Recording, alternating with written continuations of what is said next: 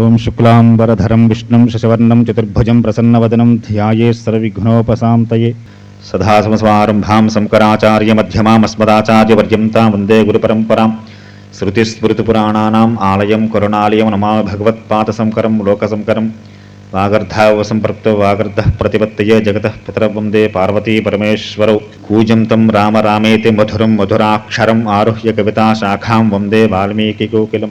ఆపదామపహర్తారం ధాతారం సర్వసంపదాం లోకాభిరామం శ్రీరామం భూయో భూయో నమామ్యహం. సదానవవృక్షస్య మూలాధివాసా సుధాశ్రావణం తిక్తమప్యప్రియంతం తరం కల్పవృక్షాదికం సాధయం తం నమామీశ్వరం సద్గురుం సాయినాథం. సభాయి నమః. శ్రీ షిరిడి సాయి ఆధ్యాత్మిక సత్సంగ కార్యక్రమం చక్కగా మన గిరిగారింట 20 ఏళ్ల నుంచి సాయి భక్తులు 20 ఏళ్ల తర్వాత బాబా వారింటికి ఉపేక్షించి లక్ష్మణస్వామి గారు చెప్పినట్లుగా చక్కగా ఈవేళ రోజున శ్రీమద్ రామాయణం ఈరోజు ఈ ప్రపంచానికి మన దేశానికి ఏది ప్రధానంగా కావాలో అటువంటి ధర్మ ప్రధానమైనటువంటి రామచంద్రమూర్తి యొక్క వైభవాన్ని ప్రతి ఇంటా మనం చక్కగా పారాయణ చేసుకుంటూ అటువంటి ధర్మ ప్రధానం ఈ రోజు లోకానికి ఏం కావాలి, దేన్ని బట్టి ఈ రోజు ఈ ప్రపంచం మనుగడ సాగిస్తున్నది. ఆనాడు చేసినటువంటి ఆపరేషన్ సింధూర్ దేన్ని ఉద్దేశించి చేసింది? ఒక సమర్థుడైనటువంటి పాలకుడు ధర్మానికి కట్టుబడి ఈ జాతికి జరిగినటువంటి అవమానానికి దానికి ఒక ప్రతీకారం తీర్చుకోవాల్సి వస్తే అది కూడా ధర్మబద్ధంగానే. ఆ రోడ్డు జరిగినటువంటి ఆ యుద్ధంలో సామాన్య ప్రజానీకానికి ఏమాత్రం అవరోధం లేకుండా కేవలంగా రాక్షస ముక్కలుగా వెలుగొందుతున్నటువంటి వారు ఎవరైతే ఉన్నారో వారి స్థావరాలను మాత్రమే ధ్వంసం చేసింది భారతదేశం. ధర్మానికి కట్టుబడి ఎవరికి గుణపాఠం చెప్పాలో వారికి మాత్రమే చెప్పేంత విధంగా ఆ ధర్మానికి కట్టుబడి ప్రభువుగా ఉన్నటువంటి పాలకులంత సమర్థులైన వారు, ఆ ధర్మానికి కట్టుబడిన వారు ఉన్నట్లయితే దేశంతో సుభిక్షంగాను, అల్లరి మూకలు మన దేశాన్ని విక్కిరిస్తుంటే చూసి ఊరుకోకుండా చెప్పవలసిన రీతిలో చెప్పవలసిన సమయానికి చెప్పవలసిన సమాధానాన్ని చక్కగా చెప్పేటువంటి సమర్థులైనటువంటి నిలబడడానికి కారణం ఏమిటి అంటే ఆ ప్రధానమంత్రి గారు కూడా మన ధర్మానికి చాలా విశేషమైనటువంటి గొప్ప సేవకుడు, భక్తుడై. ఇంతవరకు ఏ ప్రధాని తిరగలేదండి అన్ని దేవాలయాలన్నీ దేశాలు. ఏ దేశానికి వెళ్ళినా రెడ్ కార్పెట్ వేసి మీరు ఆహ్వానం పలుకుతారు ఆయన. ఆనాడు వివేకానందుడి యొక్క ఉపన్యాసాలు వినడానికి యావత్ ప్రపంచం ఏ విధంగా అయితే చెవులెక్కించి కూర్చుని సభలో వినేవారో ఈ రాజు మన ప్రధాని గారు ఏ దేశానికి వెళ్ళి ఆయన ప్రసంగం చేసినా ఆ దేశస్థులు ఎవరైనప్పటికీ కూడా వారంతా చక్కగా చెవులెక్కించి వినడానికి సిద్ధంగా కూర్చుని ఉంటారు. శక్తి ఎక్కడి నుంచి వచ్చిందయా అంటే ఆయన ఆచరించే ధర్మమే కనుక అటువంటి ధర్మ ప్రధానటువంటి శ్రీరామచంద్రమూర్తి వారి యొక్క శ్రీమద్ రామాయణ గ్రంథం ప్రారంభం చేసుకున్న తర్వాత బాబా గారు రాముడు రూపంలో అనుగ్రహించాలనుకుంటున్నారు గిరిగారు. కనుక ఈ వేట రోజున చక్కగా దాకా స్వామి గారు చెప్పినట్లుగా ఈవేళ ఉదయం కూడా చాలా భయానకంగా ఉంది వాతావరణం. ఉదయం 8-9 గంటల వరకు కూడా వర్షం పడుతూనే ఉంది. అలాంటి సందర్భంలో మనం ముందు నుంచి చెప్పుకోవడం రామ అన్న ఒక్క 2 అక్షరాలు వింటే పంచభూతాలు కూడా శాంతిస్తుంటాయి. అటువంటి రామచంద్రమూర్తి వారి యొక్క విశేషమైన అనుగ్రహం, సాయినాథ స్వామి వారి యొక్క కృప వారి యందు ఉండి ఇంత విశేషంగా ఈ కార్యక్రమాన్ని జరుపుకోవడానికి వీలుగా హాయిగా పైన విశాలంగా కూర్చుని చిన్న ఇరుకు గదులు ఇంట్లో కూర్చోక్కర్లేకుండా సావకాశంగా ఆ రామ కథామృతాన్ని గానం చేయడానికి వీలుగా స్వామి మనకి అనుగ్రహాన్ని భావన చేసుకుంటూ చక్కగా శ్రీమద్ రామాయణంలో విశ్వామిత్రుల వారు రామలక్ష్మణ సహితులై ఆ గంగా సరయు యొక్క నదీ సంగమాన్ని దాటి గంగా నది దక్షిణ తీరానికి వచ్చారు. శ్రీరామచంద్రమూర్తి వారు శిష్యరకం చేస్తున్నారు విశ్వామిత్రుల వారికి. శిష్యుడు ఏ విధంగా ఉండాలో, తనకు కలిగిన సందేహాలను ఏ విధంగా నివృత్తి చేసుకుంటూ ఉండాలో ఆ ధర్మాన్ని స్వామి ఆచరణ చేస్తూనే గురువు గారి యొక్క పాదాల వత్తడం, ఆ గురువు గారి సేవ చేసుకోవడం, ఆ చేసుకుంటూ తాను ప్రయాణం సాగిస్తున్నటువంటి ఆ మార్గంలో తనకు కలిగినటువంటి అనుభూతులు, ఆశ్చర్యాలు అవన్నీ గురువు గారిని అడిగి తెలుసుకుంటూ ఏ విధంగా నడుచుకోవాలో రామ ఆయనము, రాముడు నడిచి మనకు చూపిస్తున్నాడు. ఈ రాముడు నడకంతా ఏమిటంటే మన జీవన ప్రయాణమే. ఈ జీవితం ప్రారంభం చేసిన దగ్గర నుంచి మళ్ళీ ఈ శరీరం పడిపోయేంత వరకు ఈ జీవనం ప్రయాణం ఇన్నేళ్లు ఈశ్వరుడు రాసి పెట్టాడు. ఈ ఇన్నేళ్ల జీవితంలో మన జీవితంలో ఎన్నెన్నో మనకి తారసపడుతూ ఎదురవుతూ ఉంటాయి. ఇది కాదు అది, అది కాదు ఇది, ఇది గొప్పగా ఉంది, అది ఇలా ఉందని చెప్పాను.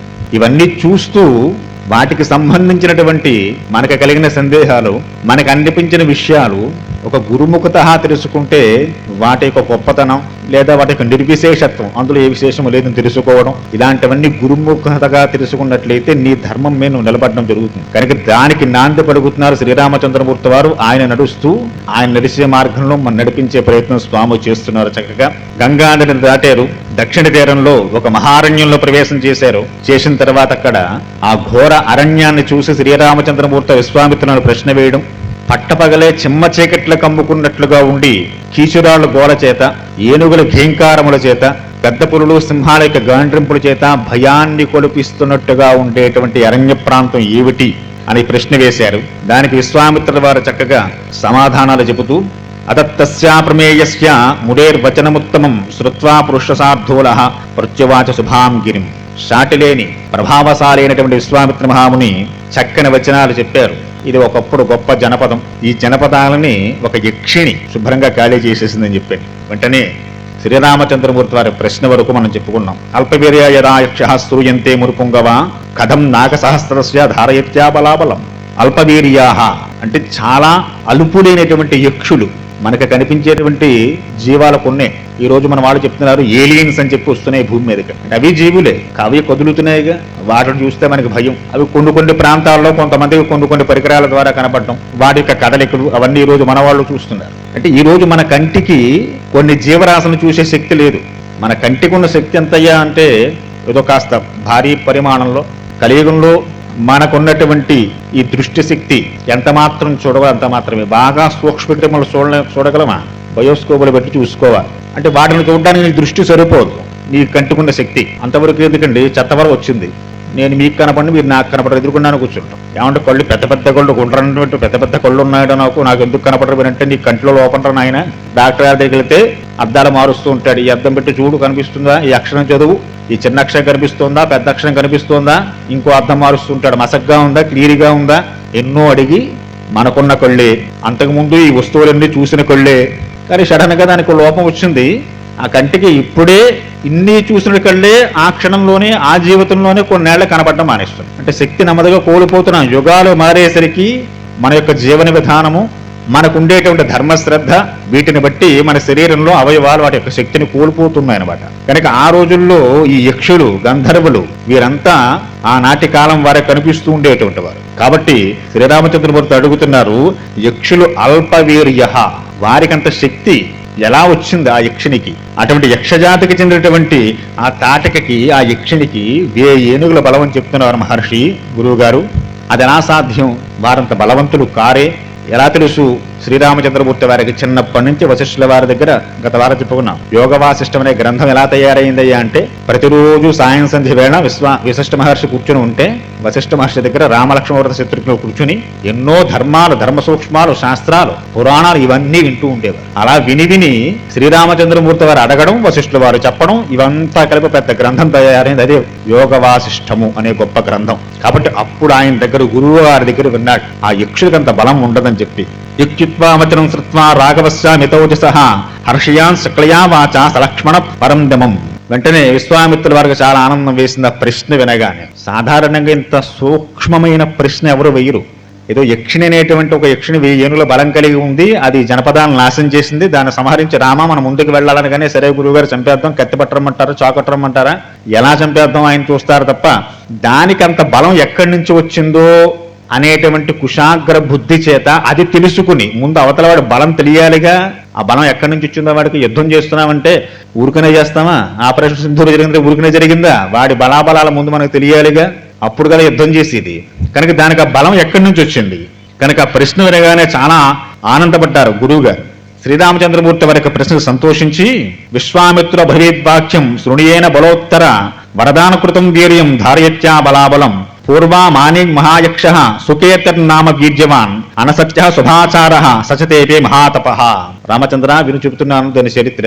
సుకేతుడని చెప్పి యక్షుడు, ఆయన దీర్ఘకాలం తపస్సు చేశాడు. ఏదైనా తపస్సుతోనే సాధ్యపడతాయి. అంటే తపస్సు అంటే ఒకే పని మీద విశేషంగా దృష్టి పెట్టి ఉండడం. ఒకరి తపస్సు యొక్క ఫలితమే కరెంట్, ఒకరి తపస్సుకు ఫలితం ఈ మాట్లాడుతున్న మైకులు. ఇవన్నీ ఒకరి తపస్సు బలమేగా.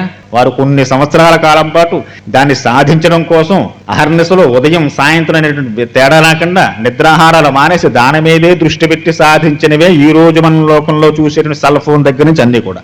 ఇది ప్రాపంచక విషయాల మీద దృష్టి పెడితే ప్రాపంచక వస్తువులు సమకూరుతున్నాయి. కాదు, ఇది భగవంతుడి యందు, ఈ విశ్వాన్నంతటికీ ఆధారభూతుడైనటువంటి పరబ్రహ్మ యందు దృష్టి పెట్టి సాధిస్తే అది సమకూరుతుంది. నీకు ఏది గురించి ప్రయత్నం చేసి అది సిద్ధిస్తుంది. కనుక ఆ సుకేతుడు సుకేతుడైనటువంటి ఒక యక్షుడు, గొప్ప యక్షుడు ఉన్నాడయ్యా. ఆయన చక్కగా గొప్ప పరాక్రమం కలిగినటువంటి వాడు, సత్ప్రవర్తన కలిగినటువంటి వాడు, మంచి ప్రవర్తన కూడా ఉంది యక్షుడికి. అటువంటి సుకేతుడు సంతానం లేక సంతానం పొందడం కోసం తపస్సు చేశాడు. ఆ తప ప్రభావం చేత పితామహస్సు సుప్రీత తస్య యక్షపతేస్తదా కన్యారత్నం దదౌ రామ తాటకాం నామనామత. బ్రహ్మగారు ప్రత్యక్షం అయ్యారట. ఎవయ్యా దేనికోసం చేస్తున్నావు తపస్సు, ఏమిటి, ఏం కావాలి నీకు అని చెప్పి అడగగానే ప్రజాపతి, బ్రహ్మగారు ఇంకొక పేరు. ప్రజాపతి అంటే ఎవరు తపస్సు చేసినా ఆయన ప్రత్యక్ష ముందు ఆయన వస్తాడు. మన నుదుట్లా రాసేది ఆయనేగా.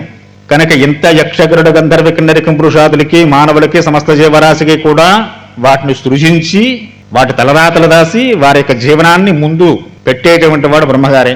కాబట్టి ముందు ఆయన వచ్చాడు, బ్రహ్మగారు వచ్చాడు. ఎందుకు చేస్తున్నావయ్యా తపస్సు అని చెప్పడగానే సుకేతుడు చెప్పాడు, మహానుభావ నాకు సంతానం లేదు, మరి దానికోసం తపస్సు చేస్తానంటే సరే నీకొక కన్యారత్నాన్ని ఇస్తున్నాను, ఒక అమ్మాయిని ప్రసాదిస్తున్నాను అంటే అయ్యో ప్రజాపతి అమ్మాయి ఇస్తున్నారు బాగానే ఉంది, కానీ నేను సుకేతుడిని మంచి వీర్యవంతుడిని, గొప్ప పరాక్రమం కలిగిన వాడిని, అబ్బాయి అయితే బాగుంటుందిగా, నా అంత పరాక్రమవంతుడు చక్కగా కన్యనిచ్చేది బాగానే ఉంది, అబ్బాయిని కూడా ఇస్తే బాగుంటుందిగా, కనుక అది కూడా ఇవ్వండి అని. కన్యనిస్తే ఉంది, ఇంకో ఇంటికి వెళ్ళి ఒకరికి ఇల్లాలు అవుతుంది ఆమె, నా ఇంటి దగ్గర ఉండదుగా, నాతో కలిసి ఉండదుగా ఆమె, ఎవరు వివాహం చేసి తీసుకుపోతారు, మరి నా దగ్గర ఉండేటువంటి వారు ఉండాలిగా అంటే బ్రహ్మగారు అన్నారు, నాయన ముందే కన్యారత్నాన్ని ఇస్తా అన్నాను కదా, ఆ కన్యారత్నాన్ని ఇస్తూను నువ్వేం బెంగపెట్టుకోపోయి నీ దగ్గరే ఉంటుంది ఆవిడ, నీ అంత పరాక్రమం కలిగి ఉండడానికి 1000 ఏనుగుల బలం ఉండే బలాన్ని కూడా ఇస్తున్నాను ఆవిడికి. మహావీర్యుడు సుకేతుడు, నువ్వెంత వీర్యవంతుడువో ఎంత శక్తివంతుడువో ఆ అమ్మాయికి కూడా అంత శక్తిని ఇస్తున్నాను, వాడు బెంగపెట్టుకోపోయి అని చెప్పి వరాన్ని ఇచ్చారు. సరే ప్రజాపతి వారు చెబితే బ్రహ్మంతరి వారు చెప్తే కాదంటాడా సుకేతుడు, మహాప్రభు మీరు ప్రజాపతి కాబట్టి కనుక మీ మాట శిరోధార్యన ఇంకో ప్రశ్న లేదిక, ఎందుకంటే ఆయన సత్యపరాక్రమ, సత్యవంతుడు, ఆయన పరాక్రమవంతుడు, సత్ప్రవర్తన కలిగినటువంటి వాడు కనుక ఇక బ్రహ్మగారి ఇంకో ప్రశ్న వేరేదా, కన్యను ప్రసాదించమన్నట్టు ఆయన చక్కగా ఒక అందమైన స్త్రీమూర్తి ఆయనకి కలిగింది. తాంతు జాతం వివర్ధంతి రూపయవ్వనశీలనాం జంబపుత్రాయ సుంధాయ దదో భార్యాం యశస్విని. ఆ పుత్రికి పుట్టింది దదో నాగసహస్రస్య బలం చాస్య పితామహ నత్వేన పుత్రం యక్షాయ దదో బ్రహ్మ మహాయశాహ. గొప్ప యశస్సు కలిగి అందమైనటువంటి శరీర అవయవముల చేత చక్కని రూపం కలిగినటువంటి ఆ పుత్రిక చక్కగా 1000 ఏనుగుల బలం కలిగినటువంటి ఆ అమ్మాయి దినదిన ప్రవర్ధమానమే ఎదుగుతోందట సుకేతుడి దగ్గర. పెరిగి పెద్ద అయిన తర్వాత జంభాసురుడు అని చెప్పి ఒక అసురుడు, ఆ రోజుల్లో అన్ని జాతుల వారితోటి సత్సంబంధములు ఉండేవి, మీకు మహాభారతంలో కూడా వస్తాయి. భీమసేనుడికి కౌరవులు విషం పెట్టి నదిలో తోసేస్తారు, వాడు ఎక్కడికి వెళతాడు, నాగలోకంలోకి వెళ్ళిపోతాడు. నాగలోకంలోకి వెళ్ళిన తర్వాత ఆ నాగులన్నీ చూసి ఎవడో పడ్డాడు, మేము కాటేస్తుంటే వాడికి ఈ విషం ఎక్కడం లేదు, తామర విషాలు జంగమ విషాలు అని చెప్పి 2 రకాల విషయాలు ఉంటాయండి. కొన్ని రోగాలకు విషమే ముందుగా పనిచేస్తుంది, మనకు తెలియని రహస్యాలు డాక్టర్లు చెబుతూ ఉంటారు, ఔషధాలు వేసేటువంటి వారు. కనుక వాడికి పడుతుంటే వాడు పడేటప్పుడేమో మత్తులో ఉన్నాడు, మేము కాటేస్తే మెరుకు వచ్చింది వాడికి, ఇదెక్కడ సంతరా అని చెప్పి ఆ నాగరాజు గారు చెప్పారట. ఆయన వెళ్ళి చూశాడు, అమ్మో ఈయనెవరు భీమసేనుడు, వీరి తండ్రి గారు నాకు బాగా పరిచయస్తుడైనా, ఈయనేం చేయకండి, వీడికి ఏదో విష ప్రయోగం జరిగింది, వచ్చి ఎక్కడ పడ్డాడు, ఆ విషయానికి మీ విషయం విరుగుడే వాడికి మెరుకు వచ్చింది ఇక్కడ, కనుక ఏం చేద్దాం, ఇక్కడ దాకా వచ్చినవాడికి వారి తండ్రి గారు నాకు బాగా పాండురాజు బాగా పరిచయం కనుక ఏదో ఉపకారం చేయాలి పిల్లాడు కొనుక్కున్నాడు నాగరాజు గారు. నాగలోకంలో ఒక అద్భుతమైన పానీయం ఉంటుందట, అది ఒక్కసారి ఒక కప్పు తాగితే 1000 ఏనుగుల బలం వస్తుందట. నాగరాజు గారు అన్నట్ట ఈ పిల్లాడు ఎన్ని కప్పులు తాగితే అని తాగించండి అన్నట్ట. మనవాడు మామూలుగా తాగుతాడు, ఇక 8 కప్పులు పెట్టించేట. 8 కప్పులు పెట్టించగప్పుడు మొత్తం వచ్చింది వాడికి. ఎంత తీపైన ఎంత తింటామని, గులాబ్ జాములు ఎంత పట్టుకొచ్చి పెడితే తింటామా, 2-3 నోట్లో వేసుకుంటాం, వాడేదో గిన్నెలాగిస్తాడు. కనుక 8 కప్పులు తాగేట. భీమసేనుడు బలం ఎంతన్నారు, 8000 ఏనుగుల బలం అంట, అంత బలం వచ్చింది వాడికి. ఆ 8వ కప్పు తాగాక మొత్తం వచ్చింది పడుకున్నట్ట. వీడు జాగ్రత్తగా తీసుకెళ్ళి బయట వదిలేయడం అన్నారు. అంటే ఆ రోజుల్లో ఈ మనుష్యులకి నాగులకి మధ్య సత్సంప్రదాయం, వారికి సత్సంబంధాలు ఉండేవి. అందుకు ఈ రోజు నాగుల చవితి చేస్తూ ఉంటాం, శుభ్రాలు షష్ఠి చేస్తూ ఉంటాం, ఇవన్నీ చేస్తుంటాం మనం కూడాను. ఆ సాంప్రదాయం దృష్టిలో ఉంచుకు పెట్టొచ్చిన పండగలు ఇవన్నీ కూడా మనందరికీను. కలియుగంలో వాళ్ళు వేరు మనం వేరు, అది వేరు ఇది వేరు అనే భావనలు చేసి మనం వాటిని ఏ విధంగా శత్రుత్వంగా చూస్తూ ఉంటామో, మన శత్రుత్వంగా చూసి ఒకరి శత్రుత్వాలు మాత్రం మిగిలే, సంబంధాలు పోయాయి. కనుక యక్షుడైనప్పటికీ సుకేతుడు జంబాసుడు రాక్షసుడితో కూడా వారికి మిత్రత్వాలు ఉన్నాయి. జంబాసుడు గొప్పవాడే.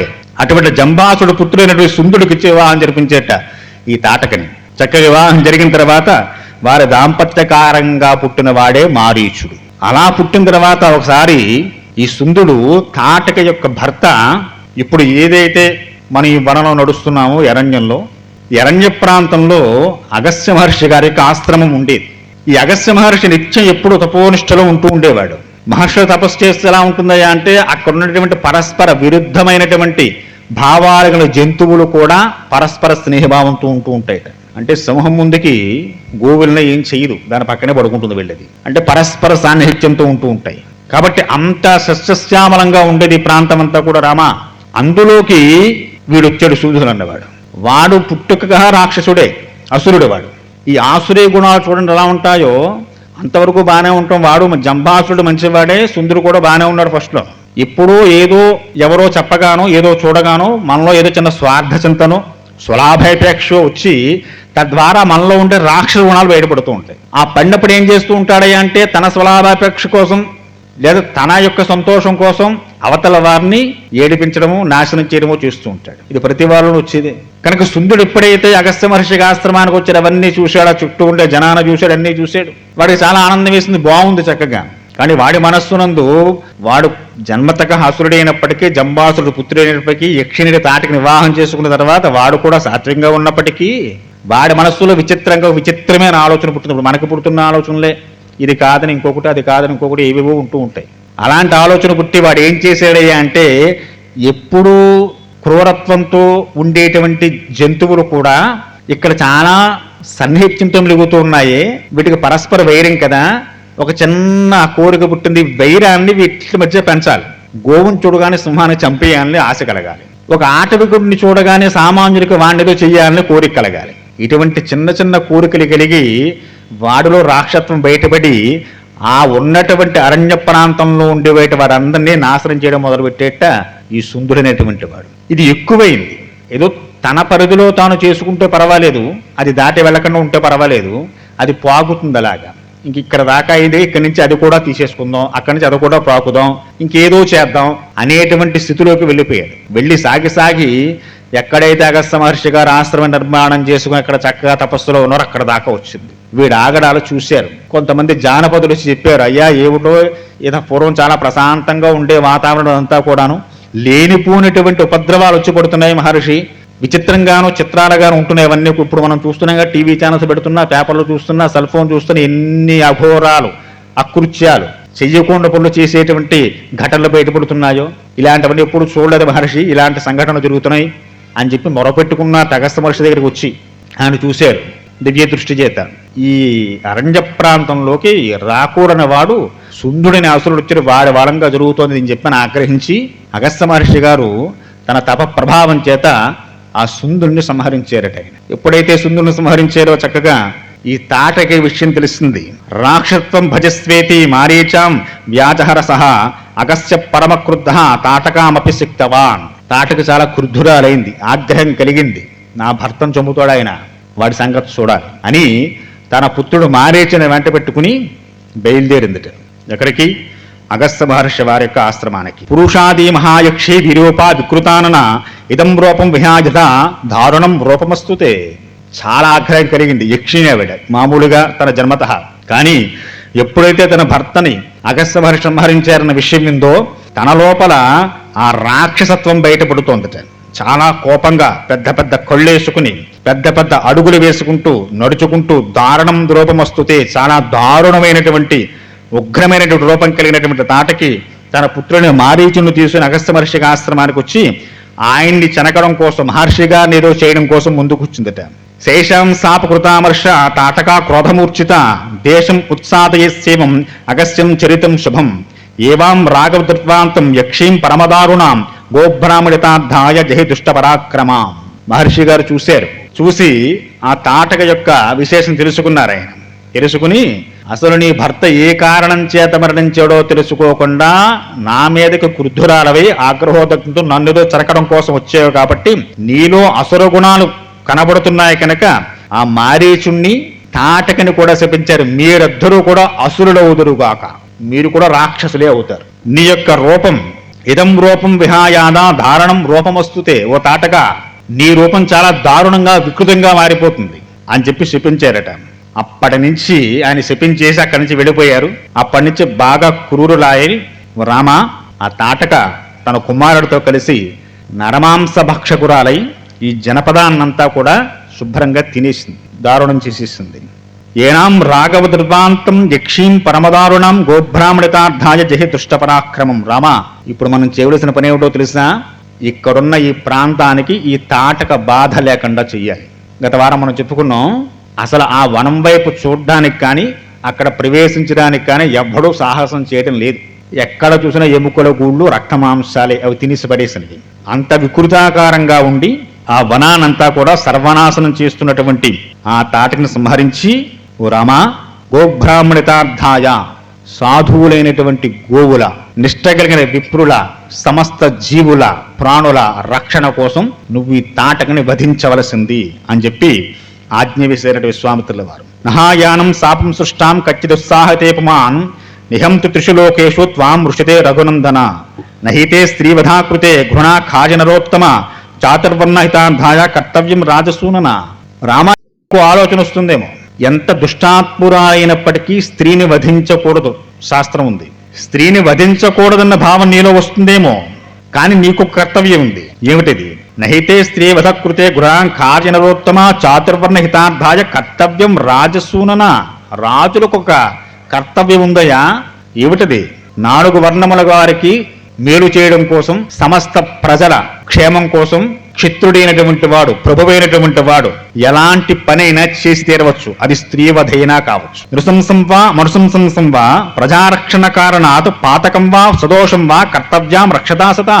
ప్రభువుకి ప్రజలను రక్షించే విషయంలో ఇది చెయ్యాలి, ఇది చెయ్యకూడదు, నృశంసం వా అనృశంసం వా అనేటువంటి లోపాలేం ఉండవు. వాడికి చెయ్యకూడని పనైనా ప్రజలకు క్షేమమైతే చేసి తీరవలసిందే. ఎందుకని? ఆయనకి పేరేమిటి? రాజు. అంటే ఎవరైతే ప్రజల్ని రంజింపచేయగలరో, చక్కగా చూడగలరో వాడికి రాజు అని పేరు. మహాభారతంలో భీష్మాచార్యుల వారు ధర్మరాజుకు చెబుతారు, మనకి రాజు అన్న పేరు ఎక్కడి నుంచి వచ్చిందయ్యా? ఊరికనే కిరీటం పెట్టుకుని మెల్లో కొండ వేసి కూర్చుని రాజులు కారు, సింహాసనం ఎక్కితే. రంజేయిత ఇతి రాజః. ఎవడు ప్రజల్ని రంజింపచేస్తాడో, రంజింపజేయడం అంటే ఎవరు ప్రజల యొక్క క్షేమం కోరుతుంటాడో, ప్రజలకు ఏ కష్టం కలగకుండా చూస్తుంటాడో వాడికి రాజు అని పేరు. పేరు పక్కన రాజు పెట్టుకుని ప్రతివాడు రాజు కాదు. ధర్మరాజా భీష్మాచార్య వారు శరవంకెమ్మే ఉండి చెబుతారు పాండురాజు గారికి. కాబట్టి రామ, రాజసూనన, నువ్వు రాజువి, ఇక్ష్వాకు వంశస్థుడివి. నృశంసం వా అనృశంసం వా ప్రజారక్షణ కారణాత్, ప్రజలను రక్షించే విషయంలో ఇది చెయ్యాలి, ఇది చెయ్యకూడదనేటువంటి మీమాంస ప్రభువుకు ఉండకూడదు. అలా ఉన్నప్పుడు తన స్వలాభాపేక్ష కోసం తానేవైనా కాస్త వెనక్కి తగ్గిన ప్రజల జీవితాలు నాశనం అయిపోతాయి. ఆ మధ్య ఆపరేషన్ సింధూరు చేస్తున్నప్పుడు కూడా మనం వ్యతిరేకించిన వారు చాలా మంది ఉన్నారు కదా. వ్యతిరేకించి అలా చేయొచ్చా మోడీ గారు, ఎందుకు అలా చేశారు, వారు చేస్తే మనం చెయ్యాలా అని నాలాంటి వాడు మేకి తిరుగుతున్న నానా మాటలు మాట్లాడుతూ ఉంటాడు. పనికిమాలిన మాటలు ఇవన్నీ కూడా. ప్రజల హితం చేయడం కోసం, తన ప్రజలను రక్షించుకోవడం కోసం అవతల ప్రజలకి ఏమాత్రం వైక్లభ్యం కలగకుండా చెయ్యవలసిన పనిని చెయ్యవలసిన విధంగా చేసిన వాడెవడో వాడికి ప్రభువు అని పేరు. కనుక రామ, ప్రజారక్షణ కారణాత్, ప్రజలను రక్షించడం కోసం రాజైనటువంటి వాడికి ఇది చెయ్యాలి, ఇది చెయ్యకూడదని లేదు. చెయ్యకూడని పనైనా ప్రజలు బాగుంటారంటే చేసి తీరవలసిందే. రాజ్యభారా విముక్తానాం ఏష ధర్మ సనాతన అధర్మ్యా కాకుస్త ధర్మోహ్యాసన విద్యతే. రాజ్యభారాన్ని యుక్తానాం, రాజ్యభారం అంటేనే ఇది, ఈ పని, ఈ ధర్మం. దాంట్లో నీ సుఖాలు, నీ ఆనందాలు, నీ భార్య బిడ్డలు ఇవేముండవు. అందుకదు తర్వాత కూడా సీతాదేవిని దూరం చేసుకున్నాడు మహానుభావుడు. దేనికోసం? ప్రజల కోసం. అడ్డమైన మాటలు మాట్లాడుతుంటారు రోడ్డుకి రాముడు గురించి. ఏమి అధికారం ఉంది, ఏముంది నీలో ధర్మం? రాముడు ప్రశ్నించడానికి సిగ్గుపడి ఆడవాలి. కనుక రాజ్యభారాన్ని యుక్తానం ఏష ధర్మ సనాతనం. ప్రభువుకి రాజ్యభారం అనేది గొప్ప విశేషమైన కార్యం. ఆ కార్యనిర్వహణలో ఏష ధర్మ సనాతన, ధర్మం నిలబడ్డం కోసం, అధర్మ్యా జగ కాకుస్త, అది అధర్మమైనప్పటికీ చేసి తీరవలసిందే. నువ్వు బాగోవడం కోసం నేను ఈ పని చేయనండి, చేస్తే నాకు పలానా వాళ్ళ వల్ల మాట వస్తుంది కాబట్టి వీళ్ళు నాశనమైనా పర్లేదు, వారే నాకు ముఖ్యం అనుకునేవాడు రాజు కాదు. కాబట్టి శ్రూయతే హి పురాశక్రో విరోచనాంశం నృప పృథివీం హంతుమిచ్చంతి మందరామాభ్యసూదయాత్. మీ వంశంలో పూర్వం చాలా మంది ఈ పదవి అధిరోహణ చేశారయ్యా. వారెవ్వరూ కూడా ప్రజలని బాధ పెట్టి వారు బ్రతకలేరు. వారంతా ప్రజారాజ్యంగా పాలన చేసి చక్కగా స్వర్గలోకాన్ని అధిరోహణ చేశారు. కాబట్టి రామ, ఆమె స్త్రీ అని కానీ, స్త్రీని వధించడం దోషమని కానీ ఆలోచన చెయ్యకు అని చెప్పి కొన్ని మాటలు విశ్వామిత్ర వారు చెప్పారట. ముడుర్వచనే మక్లీభం శృత్వా నరనాథ్ వరాత్మజ రాఘవ ప్రాంజలి భూత్వ ప్రత్యువాచ దృఢవ్రత. విశ్వామిత్రుడు చెప్పిన మాటలన్నీ విన్నాట శ్రీరామచంద్రమూర్తి వారు. విని ఆయన అనుకున్నారట, విశ్వామిత్రుడు గురువు గారు అయ్యో నేను ఈ పంచేని నేను ఏమన్నా కాస్త బాధపడుతున్నాడేమో ఆయన, అందుకు నాకు ఇంత ధైర్యం చెప్తున్నాడు ఆయన. అంతేగా రాముడు మనస్సులో స్త్రీని వధించకూడదని భావన వచ్చి ఆయన ఏమైనా కాస్త జాలి చూపిస్తాడేమో తాటక మీద.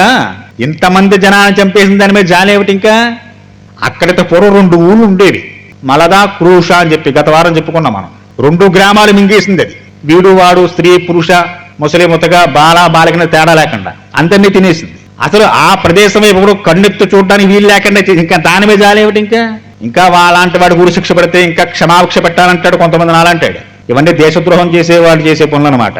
కాబట్టి విశ్వామిత్ర వాళ్ళ మాటను శ్రీరామచంద్రమూర్తి అనుకున్నారని మనసులో అనిపించదు. నేను గురువు గారు ఒకవేళ ఆయన చెప్పిన పని నేను చేయనని చెప్పానని అనుకుంటున్నారేమో ఆయన. పితృవచన నిర్దేశాత్ పితృవచన గౌరవాత్ వచనం కౌశికశ్చేతి కర్తవ్యం అనిశంకయా అనిష్టోప్య అయోధ్యామాం గురుమధ్యే మహాత్మన పిత్రా దశరథేనాహం నవజ్ఞేయమి తద్వచ. గురుగారు, మా నాన్నగారు నన్ను మీ వెంట పంపుతూ విశ్వామిత్రుల వారు ఏం చెప్పేది అది చెయ్యి అన్నారు. మొట్టమొదటి గురువు లోకంలో ఎవరు? తండ్రే మొదటి గురువు. తర్వాత విద్యాభ్యాసం నేర్పే గురువు, ఇక వేదం చెప్పే గురువు, ఎంతో మంది గురువుల తర్వాత మనకు రావచ్చేమో. కానీ తన పుత్రుల్ని తన సంతానాన్ని తీర్చిదిద్దడంలో మొదటి గురువు ఎవరు అంటే తండ్రియే మొదటి గురువు. రామాయణం చెబుతున్న విషయాలు ఇవి. రామచంద్రమూర్తి వారు అంటున్నారు చూడండి, పితృవచన నిర్దేశాత్. పితృవచనం మా నాన్నగారి యొక్క వాక్కు ఏమిటి? విశ్వామిత్రుల వారు ఏం చెబితే అది చెయ్యి అని మా నాన్నగారు మమ్మల్ని మీ వెంట పంపించారు. అనుశిష్టోస్మయోధ్యాయం గురుమధ్యే మహాత్మన. ఈ మాట ఎక్కడ చెప్పారు? ఏదో గదిలోకి తీసుకెళ్లి చోటపాటని చెప్పలేదు. సభలో మా కులవు గురువు గారు వశిష్ఠుల వారు ఉండగా, ఇంకా జాబాలి ఇటువంటి గురువులు ఉండగా, మా తల్లి గారు ఉండగా, ఎంతమంది మధ్య గురుమధ్యే మహాత్మన గురువు గారి సమక్షంలో పిత్రా దశరథేనాహం నావజ్ఞేయమిహి తద్వచ. మా నాన్నగారు దశరథ మహారాజు గారు మీ వెంట పంపుతూ మీరేం చెప్పేది చేయమని చెప్పారు. మా నాన్నగారి మాట శిరోధార్యం, మా నాన్నగారి మాట జవదాటి నేను ఎప్పుడూ ప్రవర్తన చేయను. మా మొదటి గురువు గారు ఆయనే. కాబట్టి నాన్నగారు చెప్పింది చేస్తారు. ఆయన మీరేం చెప్తే చేయమని చెప్పారు. ఇక్కడ దాకా వచ్చింది మీరు పని చెప్పిన తర్వాత ఏదో చెప్పారు కానీ మనం చేయడం ఎందుకులే అని కూర్చొని ఎందుకని మా నాన్నగారు మొదటే చెప్పారు. విశ్వామిత్రుల వారు ఏం చెప్పేది అది చేయమని ఆయన అనుజ్ఞ.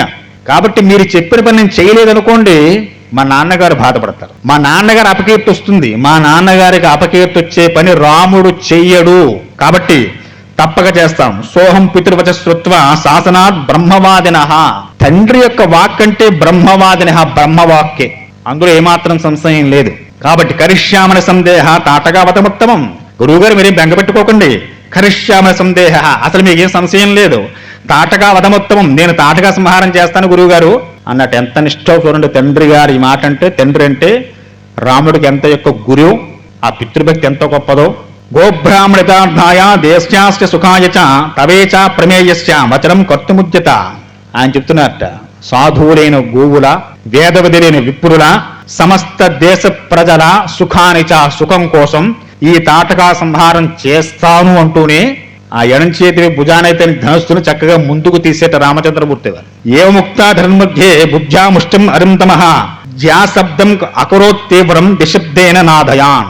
ఒక్కసారి ధనుస్సును ముందుకు తీసి ఆ ధనుస్సు మధ్య భాగాన్ని ఎడం చేత్తో పట్టుకున్నారట ఆయన. కోదండం తీసుకున్నారు శ్రీరామచంద్రమూర్తితో. ఇదే మొట్టమొదటి స్వామివారు చేసేటువంటి గొప్ప కార్యం. ఆ ధనుస్సుని తీశారు, మధ్య భాగాన్ని పట్టుకున్నారు, అల్లెత్రాడు బిగించి ఉంది. తేన శబ్దేన విత్రాస్త తాటకా వనవాసిన తాటకాచ సంక్రుద్ధ తేన శబ్దేన మోహిత. ఆయన ఒకసారి జ్యాశబ్దం అకరో తీవ్రం దిశబ్దేన నాదయాన్. ఆ ధనుస్సు ముందుకు పట్టుకుని మధ్య భాగాన్ని పట్టుకుని అల్లెత్రాడు గట్టిగా లాగి బిగించి ఉంది. ఆ తాడును ఒక్కసారి ఇలా వెనక్కి లాగి ముందుకు వదిలేరట. బాగా బిగించి ఉన్న తాడును లాగితే కొంత శబ్దం వస్తుంది కదా సాధారణంగా. చాలా బిగలాగి పెట్టి ధనుస్సుకి బంధించి ఉండే అల్లెత్రాడుని ధనుస్సు మధ్య భాగాన్ని పట్టుకుని ఆయన శపథం చేస్తున్నారు, ఈ తాటకా సంహారం చేస్తాను అని గురువు గారికి చెబుతూ ఆ ధనస్సు ఉండే తాడును ఒక్కసారి లాగి వదిలేరట. అది భూమ్ అని పెద్ద శబ్దం చేస్తుంది. ఆ శబ్దం ఎలా ఉందయ్యా అంటే అరణ్యమంతా ప్రతిధ్వనించింది ఆ శబ్దానికి. తేన శబ్దేన విత్రాస్తా తాటకా వనవాసిన తాటకాచ సంక్రుద్ధ తేన శబ్దేన మోహిత. ఇంకా అరణ్యంలో ఎవరున్నారు? అందరూ తినేస్తే ప్రజలు ఎవరు లేరు. అక్కడున్న పశుపక్షాదులు మృగాలు కంగారు పడ్డాయట ఈ శబ్దం విని. అంటే అంత శబ్దం వచ్చింది. ఆ కోదండం ఇలా ధగరించినటువంటి ఆ నారి వెంటనే శబ్దం ఎక్కడి నుంచి వచ్చిందో, ఎక్కడైతే అరణ్యంలో ఉన్నటువంటి పశుపక్షాదులన్నీ కూడా భయపడ్డాయి, దూరంగా పారిపోయేట శబ్దాన్ని వినేవన్నీ కూడా. ఈ శబ్దం వెళ్ళి ఎక్కడో గుహలో నిద్రిస్తున్నటువంటి తాటక చెవిని పడిందిట ఈ లాగిన శబ్దం. తం శబ్దం అవిధ్యాయ రాక్షసే క్రోధమూర్ఛిత శబ్దో విశృత. అది వెంటనే ఆ శబ్దం ఎప్పుడైతే పడిందో ఒక్కసారి పైకి లేచిందిట నిద్రలోంచి. లేచి ఏమిటి భయంకరమైన శబ్దం, చాలా భయానకంగా ఉంది. ఈ చుట్టూ ఉండే మృగాలన్నీ పరుగులు తీస్తున్నాయి, అరుస్తున్నాయివన్నీ కూడా ఆ శబ్దం విని భయపడి. అటువంటి భయానకమైన శబ్దం ఎప్పుడైతే తాటక చెవిలో పడిందో ఒకసారి లేచింది. తాం దృష్టమా రాఘవ క్రుద్ధం వికృతాననం ప్రమాణేతి వా వృద్ధం చ లక్ష్మణ శోభ్యభాషత. వెంటనే ఎక్కడైతే రామలక్ష్మణులు ఈ శబ్దాన్ని చేశారో, ఏ ప్రదేశం నుంచి శబ్దం వచ్చిందో ఆ శబ్దం వైపు, ఏ మూల నుంచి అయితే వికృతమైన శబ్దం వచ్చిందో ఆ శబ్దం వైపు తాటకి పెద్ద పెద్ద అడుగులు వేస్తూ బయటకు వచ్చి ప్రయాణం సాగిస్తోందట. సాగి చాలా ఆవేశంగా, వేగంగా పెద్ద పెద్ద అడుగులు వేసుకుంటూ అడుగులకి భూమి అదురుతోందట. సస్య లక్ష్మణ యక్షిన్వా భైరవం దారుణం వపః దిగ్జరేన్ దర్శనాద్వాజ భిరూణాం హృదయానిచ్చ. ఎక్కడైతే శ్రీరామచంద్రమూర్తి వారి నారి శబ్దం చేశారో, ఎక్కడైతే శబ్దమైందో ఆ శబ్దాన్ని విని ఆ వినికిడి ద్వారా ఏ మూల నుంచి ఆ శబ్దం వచ్చిందో పసిగడుతూ చాలా వేగంగా క్రోధంగా ప్రయాణం సాగిస్తూ వస్తున్నటువంటి భీకరమైన కొండంత శరీరం కలిగిన, అగస్త్యమహర్షి శపించారుగా వికృతాకారం కలిగి ఉంటావని నువ్వు, అంత కొండ లాంటి శరీరం కలిగిన తాటకి రామచంద్ర లక్ష్మణస్వామి వారికి కంటపడుతుంటారు. దూరం నుంచి చూస్తున్నారు వారు. రామచంద్రమూర్తి ఇదే చూడడం రాక్షసులని. ఇంతవరకు అయోధ్యలో రాక్షసులు చూడలేదు. ఈ రాక్షసులా ఏందో తెలుసుకోవాలిగా మనకి. చాలా గొప్ప విషయం అన్నమాట రామాయణంలో. ఏం చేయడం వల్ల రాక్షస అయింది? నీ ధర్మం నువ్వు పాటించకపోతే, నీ ధర్మంలో ఉన్న విషయానికి పడకపోతే రాక్షసులే. ఆ త్రేతాయుగం కాబట్టి రాక్షసులు వేరుగాను, మనుష్యులు వేరుగాను, యక్షులు వేరుగా రమించి ఉండేవారు. ఇప్పుడు రాక్షసులు ఏమంటారు, నాకల మెళ్ళ దండ వేసుకుని మైకి దగ్గర కూర్చుంటాడు. కనపడరు మనుషులే. నారద మహర్షి చెప్పారు ఏమని, కృత త్రేతాయుగాలు రాక్షస కన్నా కలియుగంలో మానవులే గొప్ప ప్రమాదం అంట. వాడు విడిగే ఏముండడు, నలుగురు ఉంటారు ఇంట్లో, ఒకడు రాక్షసుడే. ఎందుకని? వాడి కుటుంబంలో ఉండే ధర్మం వాడికి పడదు, వాళ్ళ నాన్నగారు పడదు, అమ్మ పడదు. అమ్మ చెప్పిన మాట వెండవు, నాన్న చెప్పిన మాట వెండవు. ఒరి పని మంచిదిగా చేయడే అంటే చెయ్యడు, కొత్తదో పట్టుకుంటూ ఉంటాడు, దాని పట్టుకు వేలాడుతూ ఉంటాడు. నువ్వు చెప్పింది నేను ఎందుకు చెయ్యాలంటాడు, నీ మాట నాకు లెక్క ఏంటంటుంటాడు, గట్టిగా మాట్లాడితే రేరికం తెలడతానంటూ ఉంటాడు. వీళ్ళంతా రాక్షసులే. ఈ రాక్షసత్వం దేని నుంచి వచ్చింది? తాటక్కి. తన సుంధుడు తనలో కలిగిన ఆసురీ గుణాలు స్వలాభాపేక్షతోనూ, తన ఆనందం కోసమో, ఇప్పుడు మనం చేసే అదప్పులు అనేవి మన ఆనందం కోసం, మన స్వలాభాపేక్ష కోసం, దాని గురించి చేస్తారు. ఎవరు చేస్తున్నా ఇంకా వేరే రకంగా చేయడానికి ఏమీ లేదు. తన స్వలాభాపేక్ష కోసం చేస్తాడు, తన ఆనందం కోసం చేస్తుంటాడు. అక్కడ ఇంకేదో ఉంది, ఏదో తెచ్చేసుకోవాలి వెళ్ళి, దానికోసం ఇన్ని తప్పులనే చేసేయడం సిద్ధం. అదే రాక్షసత్వం. కాబట్టి తన ధర్మాన్ని తాను ఎవడైతే పాటించక మసులుకుంటూ ఉంటాడో, తన స్వలాభాన్ని ఎవడైతే చూసుకుని ఎవడి గురించి పట్టించుకోడో వాళ్లే అసురులు, వాళ్లే రాక్షసులు.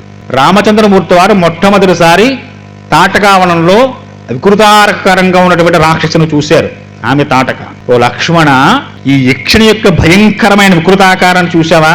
ఎంత భయంగా ఉందో, భయానకంగా ఉందో. సామాన్యుడు ఎవడైనా అసలు దాని ముందు ఉంచోగలడా?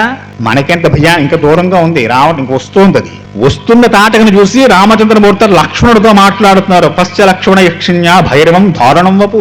ఎంత దారుణంగా భయానకంగా ఉందిరా లక్ష్మణ తమ్ముడు, అది అలా ఉంది. అది విద్యేరం దర్శనాద్యా భీరాణ హృదయానిచ. హృదయం అంతా కలిసేసే విధంగా, భయం కొలిపే విధంగా ఉంది. ఏనాం పశ్చ ధనాదృశ్యం మాయాబల సమన్వితం వినివృత్తాం కురోమ్యధ్య హృతకర్ణాగ్రనాశిక. ఆ పెద్ద పెద్ద బుక్కేమిటి, ఆ చెవులేమిటి, ఆ కళ్ళేమిటి, ఏమిటైన ఆకారం. నహ్యేనా మృత్యేన హతుం స్వే స్వభావేన రక్షితం వీర్యం చాస్యగతం చాపి హవిష్యామీతి నేమతి. అన్నీ చూసి ఆ వికృతాకారాన్ని చూసిన తర్వాత కూడా రామచంద్రమూర్తి లక్ష్మణుడితో అంటున్నారట, లక్ష్మణ తమ్ముడు, ఇది ఇంత వెధప్పని చేసినా కూడా, ఇంత దారుణమైన పని చేసినా కూడా నాకెందుకు స్త్రీని సంపాదించట్లేదురా అన్నట్ట అని మాట్లాడుతున్నారు ఆయన లక్ష్మణుడితోటి. ఏవం భ్రువేణ రామేతు తాటకా క్రోధమూర్ఛిత ఉద్యమ్య బాహు గడ్యంతి రామమేవాభ్యదావత. ఆయన ఇంకా మాట్లాడుతున్నారు లక్ష్మణుడితోటి.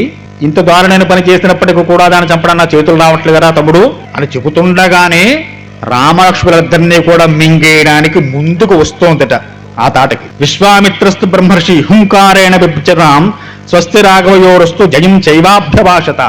మీదకు వచ్చేస్తోంది. నేను ఇంకే పక్క తిరిగి ఉన్న లక్ష్మణుడితో మాట్లాడుతుంది, మీదకు వచ్చి తినేయడానికి సిద్ధపడిపోయింది. అది వెంటనే విశ్వామిత్రుల హుంకారం చేశారట. గట్టిగా హుమ్ అని పెద్ద కేక పెట్టాడు. ఆ హుంకార ధ్వనితో ఒక్కసారి తాటకిని ఆపేరట విశ్వామిత్రుల వారు. రామలక్ష్మణుడు శుభముగాక ఓ రామ, ఓ లక్ష్మణ, మీకు జయం, మీకు శుభం అని చెప్పి ఉద్యన్మాన రజోఘోరం తాటక రాఘవాభౌ రజోమేహేవ మాత ముహూర్తం శ్యావిహోపితం. ఒక ముహూర్త కాలం పాటు హుంకారం చేసి తాటకని ఆపి, రామ ఏమిటి ఆలోచిస్తున్నావు, ఇంకా ఏమిటయ్యా నీ సంశయం, చెప్పు త్వరగా, అది మింగేస్తుంది అని చెప్పి అంటుంటే వెంటనే ఆ హుంకారంతో ఆపిన విశ్వామిత్రుల వారు రావడం కదిరికి మాటలు మాట్లాడుతున్నారు. రామచంద్రమూర్తి వారు చూసి ధనస్సు మధ్యలో పట్టుకుని ఆ వచ్చిన తాటకి నిలబెట్టడం కోసం బాణాలు తీసుకుంటున్నారట. తతోమాయం సమాస్థాయ శిలావర్షేణ రాఘవో ఆవాకిరా సవాహత్ తత్రుక్రోధ రాఘవ.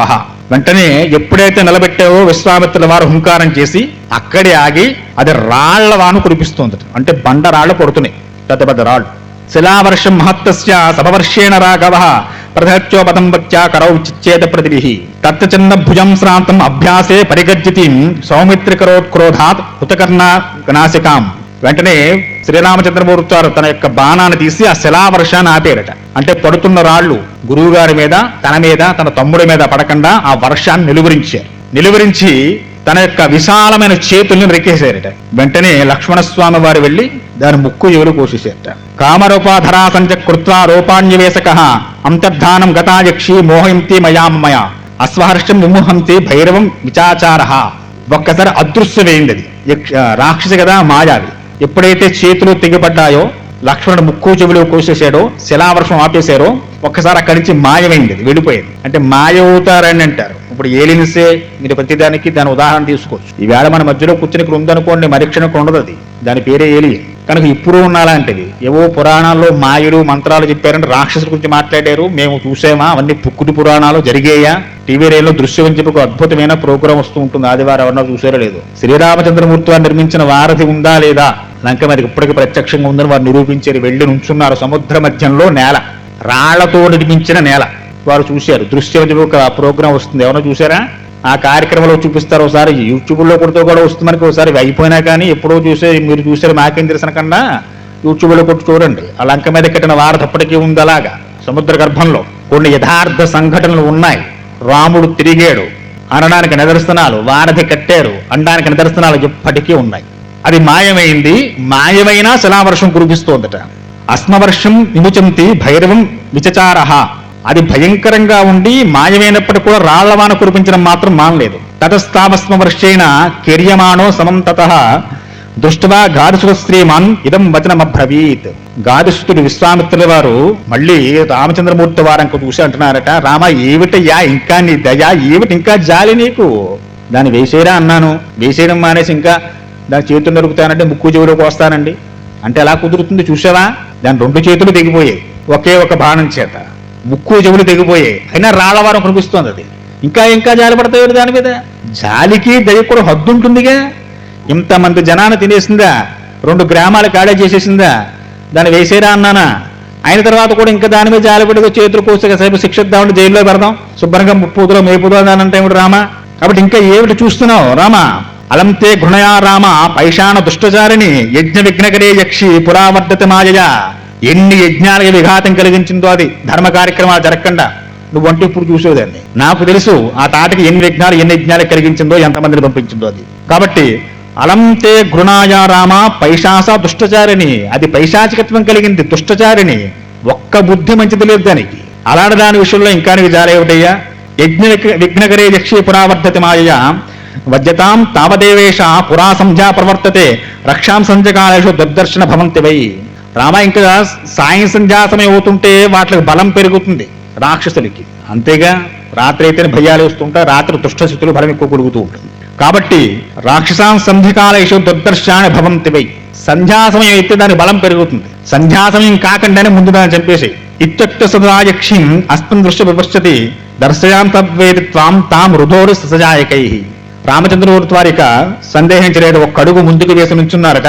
నుంచుని శబ్దవేది విద్య అంటే మనిషి కనపడక్కర్లేదు. శబ్దమైతే శబ్దాన్ని బట్టి బాణం వేస్తే వెళ్ళి ఛేదనం చేసి వస్తుంది. ఎదురు మనకు వస్తుంది. దశరథ మహారాజు గారు చేసిన శబ్దవేది విద్య ద్వారా ఆయన చేసుకున్న పనులు. కాబట్టి శబ్దం ఏ వైపు నుంచి వస్తుందో ఆ వైపుకు తిరిగి ఆయన బాణం వేస్తే వెళ్ళి ఛేదనం చేసి వచ్చేస్తుంది. రాముడు వేసిన బాణం ఊరికినే తిరిగి రాదు. కాబట్టి ఎప్పుడైతే విశ్వామిత్రుడు గురువు గారు ఇంకా జాలి చూపిస్తున్నా ఏమిటయ్యా, తక్షణం దాన్ని సంహారం చేయి, సంధ్యాసమం కావస్తోంది, సంధ్య పడితే దానికి బలం పెరుగుతుంది, కాబట్టి అంతవరకు రానివ్వకుండా సంధ్యాసమయం కాకుండా సంహారం చేయన్నారు. శ్రీరామచంద్రమూర్తి వారు చక్కగా అది కనపడకుండా పెద్ద పెద్ద నవ్వులు నవ్వుతూ రాళ్ల వర్షం కురిపిస్తూ ఉంటే ఏ వైపు నుంచి అయితే ఆ నవ్వు శబ్దం వస్తుందో ఆ వైపు తిరిగి బాణప్రయోగం చేయడం మొదలుపెట్టారట. తామాపతిం వేగైన విక్రాంతం అసనీమివ శరణోర్సి విన్యాద సా పాసత మామరచ తాం హతాం భీమసం కాసం దృష్టమా సురపత్య సదా సాధు సాధు కాకుస్తం సూరత్య సంపూజయాన్. ఎప్పుడైతే శ్రీరామచంద్రమూర్తి వారు ఎక్కడైతే శబ్దాలు వస్తున్నాయో శబ్దాల వైపు ఏ విధంగా అయితే బాణప్రయోగం చేశారో పెద్ద బండలాంటి శరీరం ఉన్నటువంటి తాటక ఒక్కసారి నేల మీద కనబడుతూ పడిపోయింది. పెద్ద పెద్ద శరీరం, బండలాంటి శరీరం, భయంకరమైన ఆకారం, చూస్తే భయం కులిపేలా ఉంది. అటువంటి ఆకారంతో భీకరంగా పెద్ద కొండలా ఉన్నటువంటి తాటక శరీరం ఎదురుకుండా పడింది. వెంటనే ఉవాచ పరమ ప్రీత సహస్రాక్ష పురంధర సురాచ సర్వే సంవృష్ట విశ్వామిత్ర బధాబ్రువీన్. గురువు గారికి చాలా ఆనందం వేసింది. రామచంద్రుడు గట్టిగా దగ్గర తీసుకున్నారు. ఆ శిరస్సునే మూర్తి స్నానం చేశారు, ముద్దు పెట్టుకున్నారు, ఒకసారి చుంబనం చేశారు, దీవించారు. బాగు బాగు, చాలా మంచి పని చేసేవయ్యా అని. వెంటనే దేవేంద్రుడు పుష్పవృష్టి కురిపించారట. ఈ వనానికి, ఆ వనమంతా అయింది, గత వారం మనం చెప్పుకున్నాం. ఆ వనంలోకి ప్రవేశం చేసి నానా చండాలం చేసింది. కాబట్టి ఎప్పుడైతే ఈ మలదా కరుష ఈ జనపదాన్ని మళ్ళీ సస్యశ్యామ రామచంద్రుల వార్త చేశారో దేవేంద్రుడి నుంచి ఇంద్రాదేవతను పుష్పవృష్టి కురిపించేట రామలక్ష్మణుల మీద. మునే కౌశక భద్రం తే సేంద్రా సర్వే మరుద్ఘనా తోషిదా కర్మణేనేవ స్నేహం దర్శయ రాఘవే. దేవతలు మాట్లాడుతున్నారు విశ్వామిత్రుల వారిని. విశ్వామిత్ర, ఓ గాదిసుత, చాలా గొప్ప కార్యక్రమాన్ని, లోక కళ్యాణకారకమైనటువంటి కార్యక్రమాన్ని, లోక కంటకురాయన తాటకి వద శ్రీరామచంద్రమూర్తి వారు చేశారు. చాలా సంతోషం మా అందరికీ కూడా. కాబట్టి విశ్వామిత్ర, నీ దగ్గర ఉన్నటువంటి సర్వాస్త్రాలు ప్రజాపతే బృహస్యాస్య పుత్రాన్ సత్యపరాక్రమం తపోబలప్రుతాన్ బ్రాహ్మిన్ రాఘవాయ నివేదయ. విశ్వామిత్ర వారు తాను బ్రహ్మర్షి కావడం కోసం ఎంతో కొన్ని వేల సంవత్సరాలు తపస్సు చేశారు. ఎదరొస్తామన్న ఘట్టాలు. అలా తపస్సు చేసి పరమేశ్వరుడి ద్వారా ఎన్నో శస్త్రాస్త్రాలు పొందాడు ఆయన. ఇప్పుడు దేవతలు అంటున్నారట, నీ తపస్సు ద్వారా సంపాదించిన సమస్త శస్త్రాస్త్రాలన్నీ రాఘవుడికి దారపోసాయి, ఆయనకి ఇచ్చేవయ్యా. పాత్రభూతచ్చితే బ్రహ్మాం తవానుగమనే భృత కర్తవ్యం చ మహత్కర్మ సురాణం రాజసూనన. శ్రీరాముడు స్థిర సంకల్పం కలిగిన వాడు. ఒక్కసారి ఏదన్నా అనుకున్నాడంటే చేసి తీరతాడు ఆయన, అందులో ఏమాత్రం సందేహం లేదు. కాబట్టి నీ దగ్గర ఉన్నటువంటి సమస్త శస్త్రాస్త్ర రహస్యాలన్నీ కూడా ఆ రాజకుమారుడికి ఇచ్చేయి. ఆయన దగ్గర ఉండడం వల్ల లోకానికి క్షేమం. ఏముక్త్వా స్వనాసర్వే హృష్టా జగద్బుద్ధాగతం విశ్వామిత్రం పురస్కృత్యా తత్సంజా ప్రవర్తతే.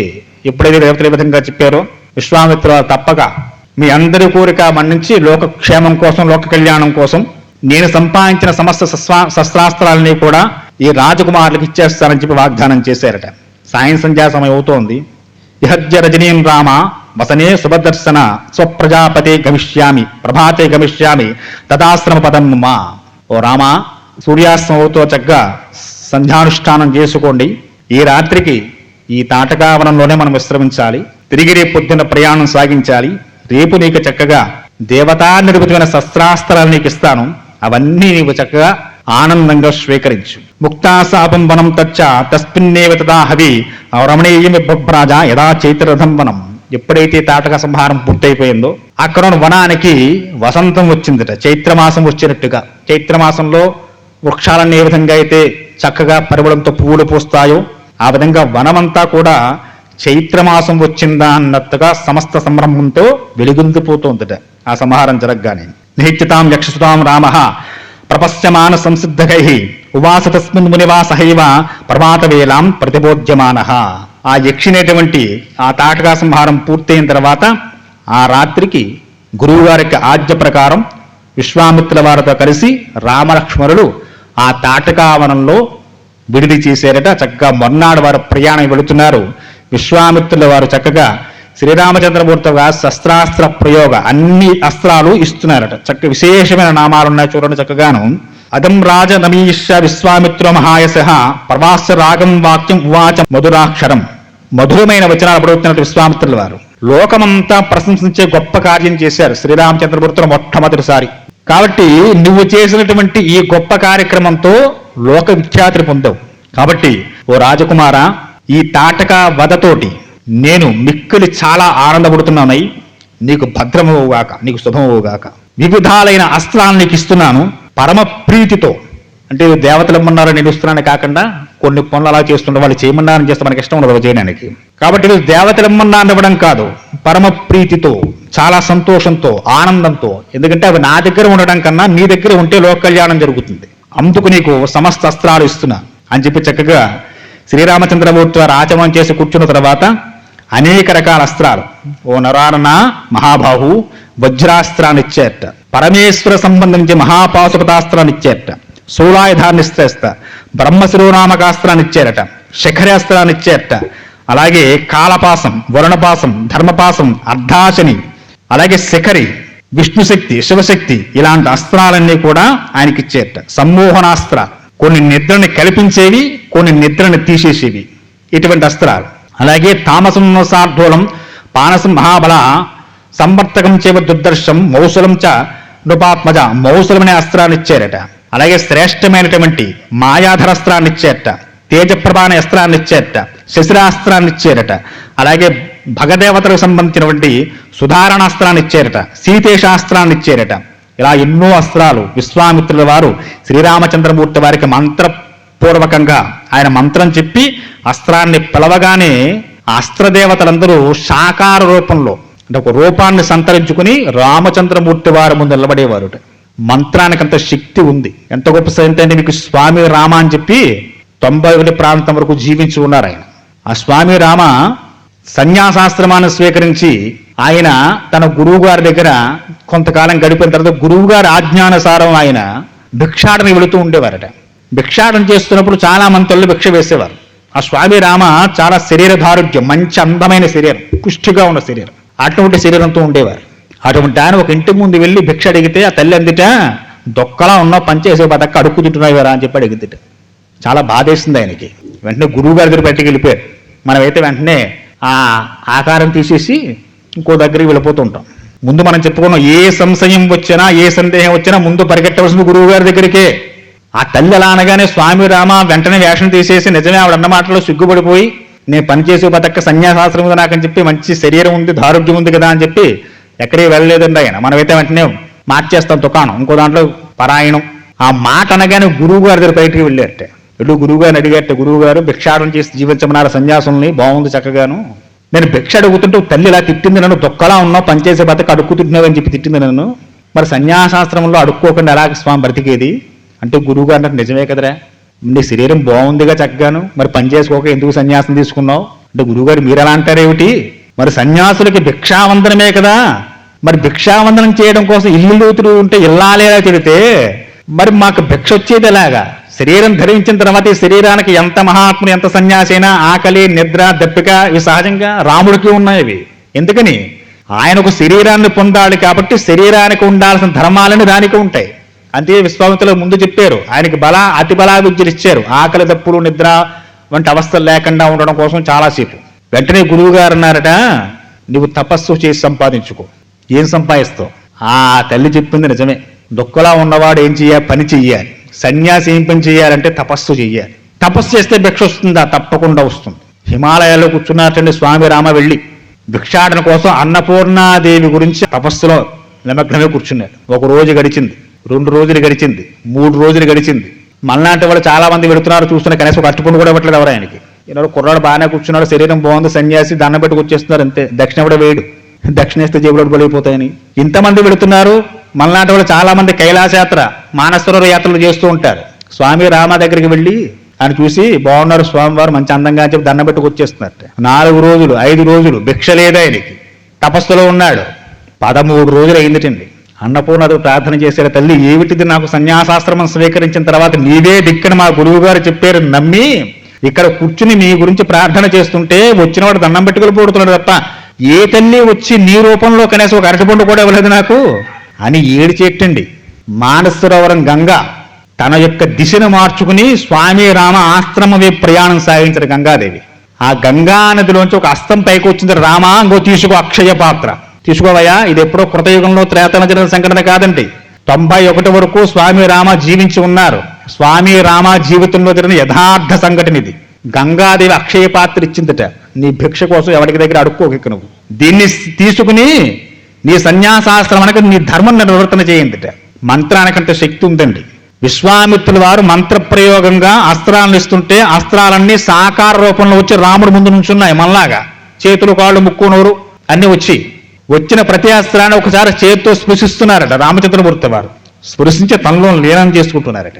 అలా సమస్త శస్త్రాస్త్రాలన్నీ కూడా ఆగ్నేయ, వారుణ, పాశుపత, బ్రహ్మశిరోనామకాస్త్ర, శిఖరి, శివశక్తి, విష్ణుశక్తి ఇటువంటి అనేక శస్త్రాస్త్రాలన్నీ కూడా విశ్వామిత్రుల మంత్రపూర్వకంగా చెప్పడము, ఆ చెప్పిన ప్రతి అస్త్రము సాకార రూపంలో రావడము, వచ్చిన ప్రతి స్వరూపాన్ని రామచంద్రుడు చేస్తూ స్పృశించి తనలో లీనం చేసుకోవడము, ఇలా సమస్తాస్త్రాలన్నీ కూడా రాముడిని చేరేయటం. అలా చేరిన రాముడు చక్కగా దేవతాలోకాల్లో దేవతా స్వరూపంగా తేజస్సుతో వెలిగిందిపోతున్నట్టు. అంత విశేషమైన తేజస్సు రాముడిని చేరుకుంది. అది చేరుకున్న తర్వాత చక్కగా మరి విశ్వామిత్రుల వారు తన యాగ సంరక్షణార్థం రామచంద్రమూర్తి వారిని ఏ విధంగా తీసుకువెళ్లారు, ఆ యాగ సంరక్షణ స్వామి ఏ విధంగా చేశారో వచ్చే వారం తెలుసుకునే ప్రయత్నం చేద్దాం. స్వస్తి స్వస్తి ప్రజాభ్యాం పరిపాలయంచాం న్యాయేన మార్గేణ మహిమహీచాం గోబ్రాహ్మణేభ్య శుభమస్తు నిత్యం లోకా సమస్తా సుఖినో భవంతు. స్వస్తి.